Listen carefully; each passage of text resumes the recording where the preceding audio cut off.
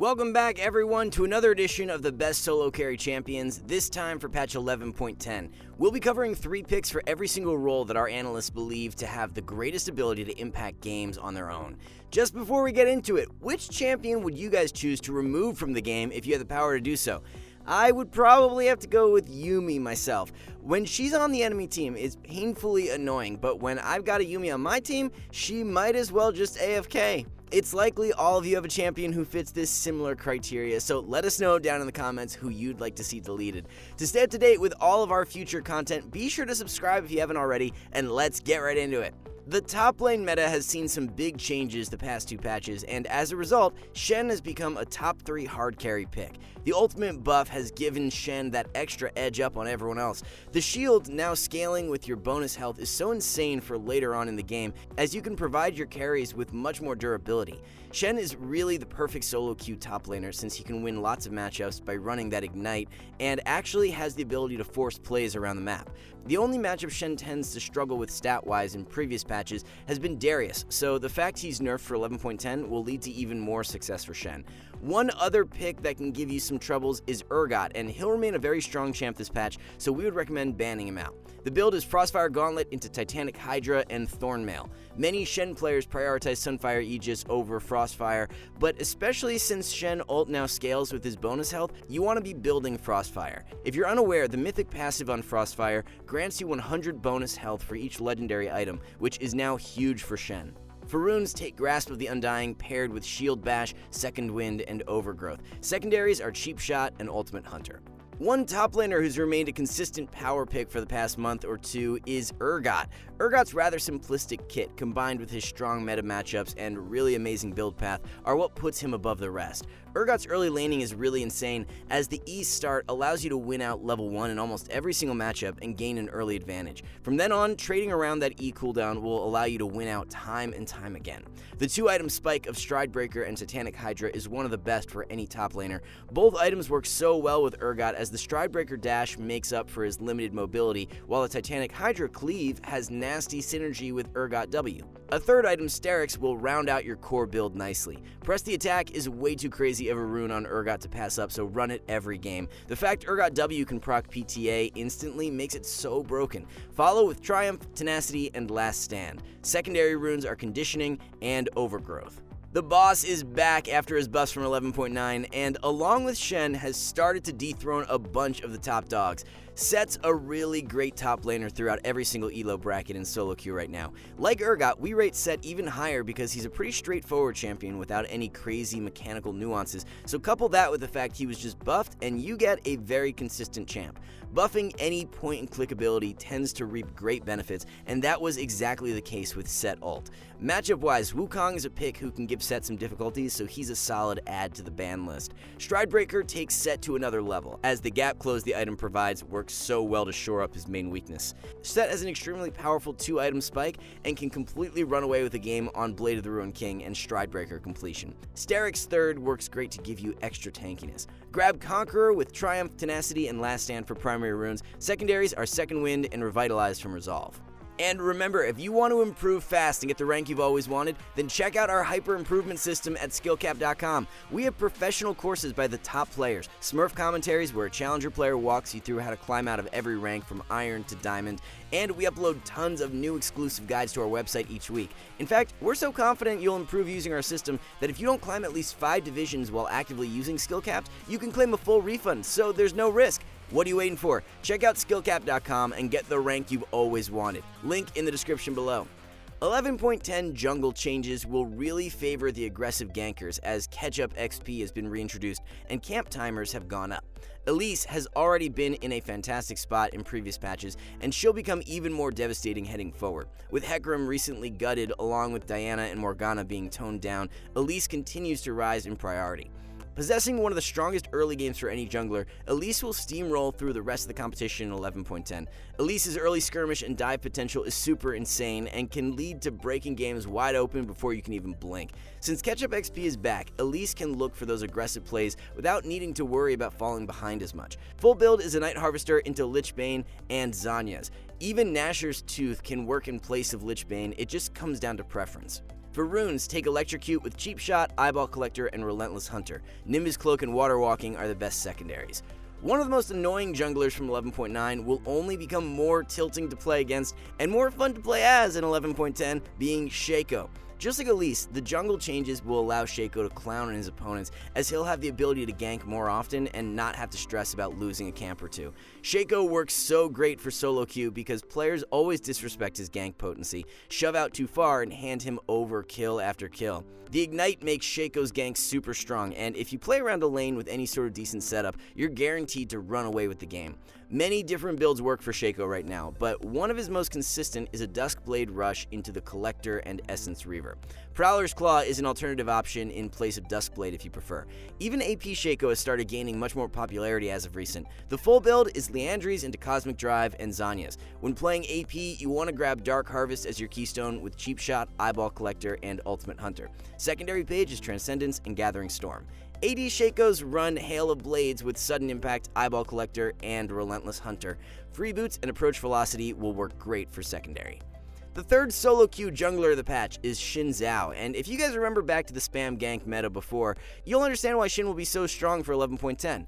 The level 2 gank king will dominate the meta and leave every other jungler behind in his tracks. Xin was already rising patch after patch in strength, so you're going to want to spam him now after these jungle changes. We haven't seen the same kind of level 2 gank style in a while, so players will be caught off guard, leading to you snowballing so many games early on. Xin's such a simple champion to play as well, so if we were to recommend one of these 3 picks to abuse for low elo, it would be him. The build is an Eclipse Rush into Hysteric second and Death Stance third. Take Hail of Blades for the keystone with Sudden Impact, Eyeball Collector, and Relentless Hunter. Precision secondary works best, running Triumph and Alacrity. Moving on to our solo carry mid laners, Sylas will now hold a spot in the top 3. Sylas has been a really great pick for solo queue ever since the Everfrost and Cosmic Drive changes, but he just couldn't quite sneak his way into the top 3. With Galio now nerfed and dropping down, Sylas gets to move up and will be a hotly contested mid in 11.10. Katarina is also nerfed this patch, which means we'll be seeing less of her, which is great for Sylas too. Once you get a couple levels under your belt, Sylas becomes one of the strongest skirmishers in the game. Everfrost is such an insane item for him, as the sticking power and chain CC lock is really great. Cosmic Drive provides an amazing mid-game spike, and all the haste it offers is perfect for a champion like Sylas. W cooldown drops to around a 3-second cooldown since you're at your 2-item spike with Lucidity Boots, so the consistent dueling power is crazy good. Kassadin and Galio are the 2 champs that can be quite annoying to play into, so using your ban on one of them is a good idea. For runes, roll with Conqueror, Presence of Mind, Tenacity, and Last Stand. Your secondary page should be Inspiration, running Biscuits, and Cosmic Insight. The second solo carry mid for 11.10 is Rumble, as he's an amazing solo queue pick for similar reasons to Sylas. The skirmish strength and pushing power that Rumble possesses allows him to thrive, as he can be first to the jump and always win out on 2v2s. We'll be seeing a more aggressive jungle style this patch as well, which makes us rate Rumble even higher, as he wants to play a fast-paced kind of game. Rumble mid works so much better than top due to how easy his meta matchups are. Champs like Yone, Sylas, Zed, and Yasuo are so easy for Rumble to play into. The short cooldown W shield lets you trade super aggro, while the all-in power from the passive attack speed buffs is a little ridiculous. The only champs Rumble struggles against are longer ranged mages, but we just don't see those picks played often right now. Vlad is one of the few meta mids who can give you some issues, so banning him out will save you a headache. For your build, rush a Night Harvester or a Rocket Belt, depending on preference, into a Zhonya's or Void Staff second. Void and Zhonya's can be interchanged as second and third items depending on the game. Rune-wise, take Electrocute into melee matchups and Comet against ranged. Assassin mid laners are really going to enjoy the jungle changes this patch, and Zed will be one who rises to new heights. Receiving early ganks on the regular will allow Zed to run away with games quicker than ever before. Zed is arguably the most oppressive mid with a lead, as his ability to one-shot whenever ult's available is extremely high. Indirect changes have slowly made these AD mids like Zed so much better throughout Season 11. Seeker's nerfs a few patches back were massive, the Prowler's Claw quality of life changes were great, and Phase Rush is nerfed in 11.10, so everything everything is coming together way too well for Zed. Rumble is one of the more annoying matchups for Zed right now, along with Silas, so banning one of them out is advisable. Speaking of Prowler's Claw, it's such a great item as Zed's assassination potential and outplay becomes even better. Definitely swap over to Eclipse or Prowler's if you're still building a Duskblade. Prowler's is best when snowballing or against lots of squishies, whereas Eclipse is great against tankier comps or heavy burst. There's lots of different great second and third items for Zed depending on the game. The Collector can work great second, but if the enemy comp has a lot of shields, then you'll want to pick up Serpent's Fang instead.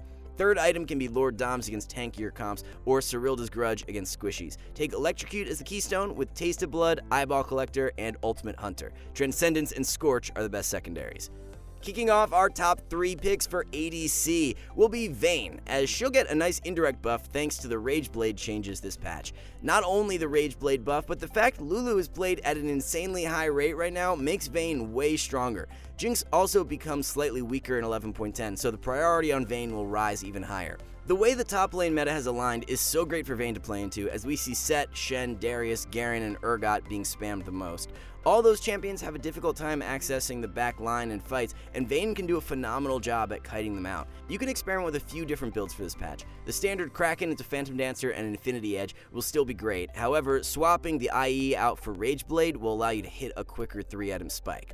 In situations where it's coming down to the wire and you feel the game could end pretty quickly, building towards Rage Blade will give you a better chance of completing 3 items. For runes, always take Press the Attack with Triumph, Alacrity, and Coup de Grace. Pick up Taste of Blood and Ravenous Hunter for secondaries. The first decent nerf to Jinx has hit her in 11.10, but we don't see her going away anywhere just yet.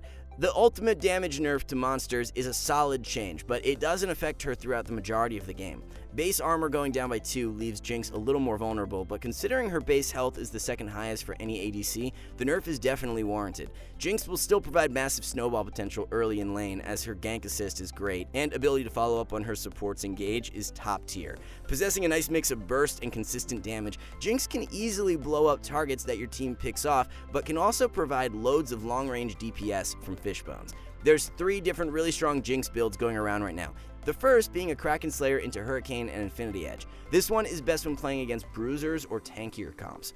Koreans are really loving a Kraken into Fire Cannon and Storm Razor as more of a bursty pick-oriented setup. Phantom Dancer's second item can work great when the enemy lacks any kind of frontline. For runes, take Lethal Tempo with Presence of Mind, Bloodline, and Coup de Grace. Biscuits and Cosmic Insight work the best for secondaries. Such a staple in our top 3 solo carry ADCs has been Tristana, and she's once again a highly valuable pick to have in your champ pool. There's really not much to dislike about Tristana for solo queue, as she's got tremendously strong early all-in threat, can knock down towers with ease, and scales exceptionally well. If the jungle meta shapes out the way we expect, then Trist will become even more of a power pick. The long-range gap close on W allows Trist to follow up on ganks exceptionally well, and vice versa provides her safety if the enemy team is one of those spam gankers.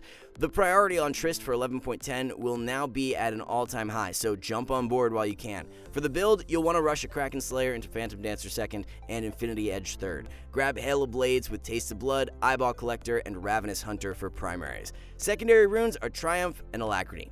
Senna was arguably the most OP support from 11.9 and is indirectly buffed for 11.10, so she'll now become a godlike support pickup. Even though the Rage Blade build isn't the one that sees the most success in solo queue, it's still Senna's most popular build and will become much better this patch. 200 gold shaved off is huge, especially for support since they lack a steady flow of gold income. Thresh and Bard are both nerfed, so it opens things up even more for Senna to stand alone on top. The versatility you'll have with Senna builds this patch means you should be adapting to each game. If the enemy comp has a bunch of assassins and you want more survivability, then building a Frostfire Gauntlet into Black Cleaver and Fire Cannon will remain the most optimal setup. In games where your team is lacking damage, or if the enemy comp has more bruisers or tanks, then Kraken into Rage Blade and Fire Cannon will work great. When you're playing the tankier setup, opt for Grasp of the Undying as the keystone with Font of Life, Bone Plating, and Revitalize. Secondary runes are Presence of Mind and Alacrity. If playing the more offensive build, then Glacial Augment with Freeboots, Biscuits, and Approach Velocity works wonders. Secondary runes are the exact same. I'm still sitting here scratching my head as to why Riot decided to buff Lulu, but nonetheless, she'll be a top 3 support yet again in 11.10. There's really not much new to add for Lulu, as she's loving the changes from last patch and will continue dominating. If you enjoy playing enchanters and winning a lot of games, then you should be picking Lulu whenever she's open. That's really the only issue right now, in that Lulu is banned at a pretty high rate, but it's understandable with how influential she can be. We've been stressing the strength of Shurelya's on Lulu ever since the item was changed 2 patches ago, but so many players are still building Moonstone. If you're one of those players, make the swap to Shurelya's for 11.10 and you'll be gaining so much more elo. A sample full build is Shurelya's into Ardent Censer and Staff of Flowing Water. You should have 2 different rune pages ready to go. Aerie will be used when against other ranged supports, and Guardian is best when you're laning versus a hard engaged melee support. As Thresh drops down the tier list, Leona now becomes the best playmaking aggro support. There's no better time to add Leona to your champ pool than now, as the new jungle meta will fit her style perfectly. With picks like Xin Zhao rising up in priority, he'll be looking to feast on enemy bot lanes, and Leona provides some of the best gank setup for any support. Flash Q into E is such a foolproof combo, and if you're level 6, the chain CC is even more insane. The pure tankiness Leona has makes her pretty forgiving as well, since Aftershock and W resists let her soak mass amounts of damage.